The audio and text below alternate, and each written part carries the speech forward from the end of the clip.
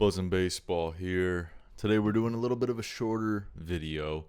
I just want to go ahead and talk about the Alex Bregman signing that occurred, last week, and what it means for their season moving forward. I'm not a Sox fan, I'm a Dodgers fan, but I have a lot of close friends that are Sox fans, and I've kind of gauged their opinions over the past couple days since the signing, and I just want to go ahead and talk about it. But I think this definitely solidifies my claim for the Red Sox winning the American League East. I just wanted to get a bigger view on it and talk to you guys about it. Let's get into it. This is Buzzin' Baseball. We're going to talk about Alex Bregman today. So what do we know about the 2025 Red Sox? I think plain and simple, they have a ton of potential. They lost one of their best bats last year, Tyler O'Neill, but they still consist Jarren Duran, one of their best hitters last year, probably their best player last year. Rafael Devers, one of the best third basemen in all of baseball. Tristan Casas, one of the best up-and-coming first basemen. My buddy thinks that this guy could win a triple crown someday. Don't know that I fully believe him. I'm sure he's going to leave something in the comments section about that. But Tristan Casas is going to be a fantastic first baseman. Masataka Yoshida, not the best contract in the world, but the guy can hit when he's healthy. Trevor Story, fantastic with Colorado, hasn't shown much in Boston so far, but he also hasn't been healthy. Maybe if he's healthy in 2025, he can lock down that shortstop position. He's 32 years old, almost 33 by the end of the year. If he's healthy, I think he can put up a solid season. I think the monster, that left field side, will be in his favor. He could be a great shortstop. Wilyer Abreu put up an underrated season last year. Maybe should have finished top 3 in Rookie of the Year. I personally think he should have.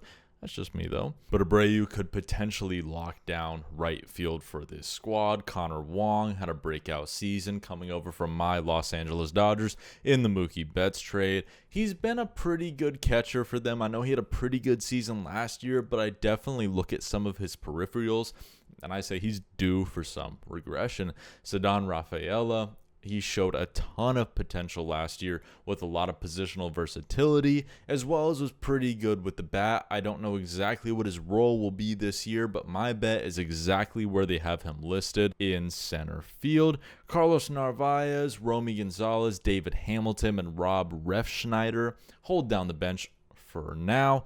Again, they have a lot of up-and-coming prospects that could potentially break through this spring training. On today, as I'm recording this video, February 23rd, Roman Anthony had a great game. Alex Bregman had a great game. Marcelo Meyer was okay. That's a guy that's looking to come back from injury, but Roman Anthony is a quickly rising prospect that maybe could shock some people, get called up early this year. I left him off of my American League predictions because I wasn't sure when he was going to get called up. But if he continues to have a fantastic spring, he could get called up as early as May or June. Latest, probably a September call-up. He's 2 years younger than me, and I refuse to believe that he could be called up to the major leagues. Now, the lineup for the Boston Red Sox, I think, has more question marks. However, I feel their rotation is down pat. Garrett Crochet, Tanner Houck, Walker Buehler, Lucas Giolito, Brian Bayo is the projected rotation for the start of 2025. Trading 2 top prospects for Garrett Crochet. He made his debut today. About 2 innings, struck out 4. He was nasty.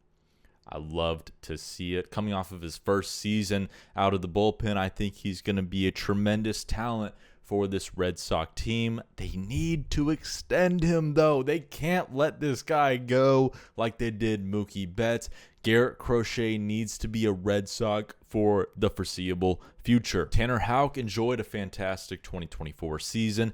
Can he repeat it in 25? I'm not sure. He started off the season fantastic. Did great work for me in fantasy baseball last year, but kind of fizzled down the stretch. I ended up having to drop him from my roster. He was not great towards the end of the year. Maybe he can rebound and have a fantastic 25. Walker Buehler for my Los Angeles Dodgers in 2024 struggled during the regular season. However, his postseason run made it all worth it, and that's the reason that the Red Sox felt the confidence to give him such a great contract going into this next year to be one of their starters. Obviously, Butane, when he was an all-star for us, 19, 21, 20, he was fantastic. However, struggled coming back from a second Tommy John surgery, but flourished in the playoffs, specifically the World Series, and that really carried him into getting a good contract from the Boston Red Sox.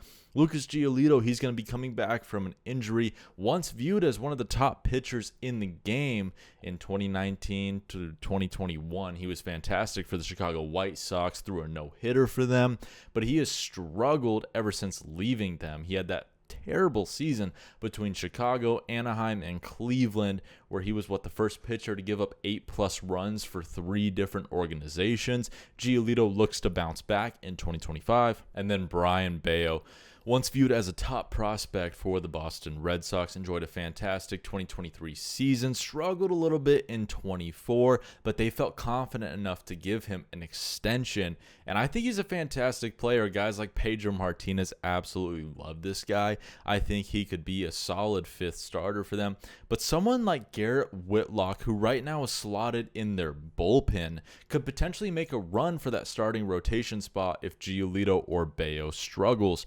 Guys like Liam Hendricks and Aroldis Chapman, they're up there in age, 36, 37. They've had some great seasons. They've had some terrible seasons, but they could definitely be veteran presence for this Red Sox bullpen that I think is going to be really solid next year.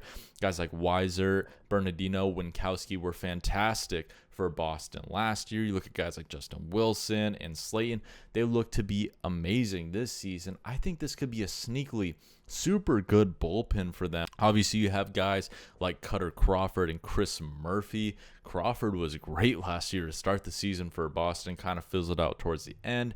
He could potentially be a guy that slots into the bullpen. Again, Giolito, Bello, maybe they struggle. I think Whitlock or Crawford make a run for that rotation spot.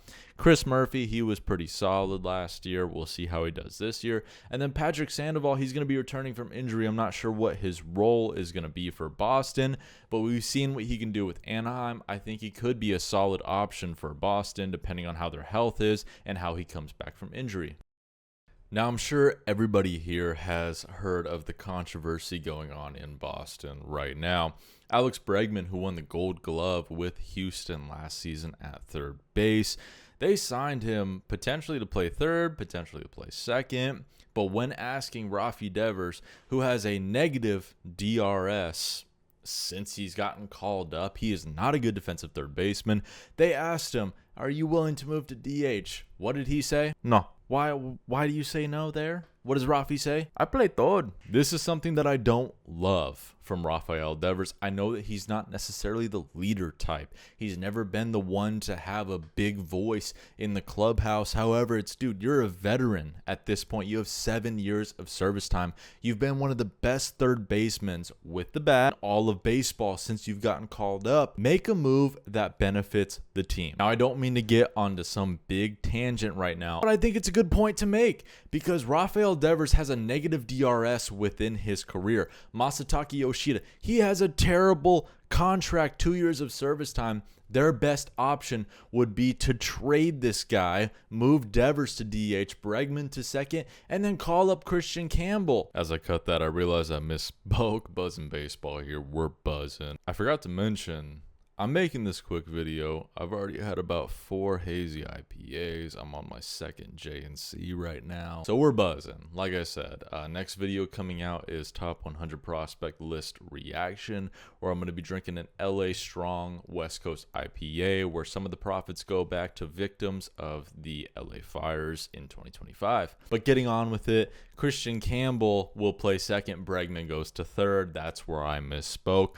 Christian Campbell, he was not a top 30 prospect last year going into 2024. And what do you know? He's their number 2 ranked prospect going into 25.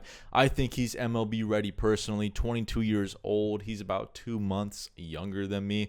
But oh my God, what a 2024 season he had. He was a balloon prospect if I've ever seen it. A total of 20 home runs, and he hit fucking 330, a 439 on base. That's absolutely insane. A 558 slug for a 997 OPS. He has so much positional versatility. If Story goes down with an injury, he slots into shortstop. no problem. If Devers finally pulls his head out of his ass and stops being so stubborn, he slots into second. If one of your outfielders goes down or is struggling, if Cedon or Wilyer, if they're struggling, guess what? He can play an outfield position, no problem. Christian Campbell is the real deal. You look at his numbers from this past season, they don't lie. How much he rose this past season, that's no accident, all right? Christian Campbell could get called up as early as April this year.